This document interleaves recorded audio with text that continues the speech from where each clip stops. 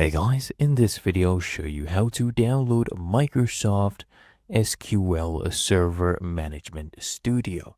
Now, when you are done installing your SQL Server, okay, here you will see this option that says install SSMS.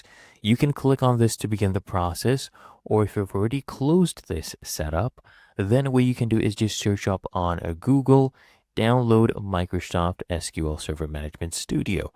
And I want you to open the link from Microsoft, okay?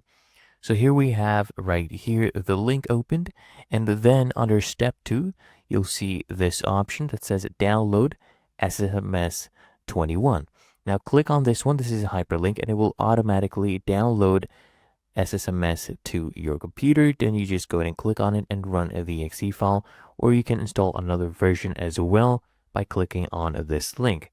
So you just go ahead and click on it and begin the setup process. Just click on yes on your computer, and there you go. That is how to download Microsoft SQL Server Management Studio.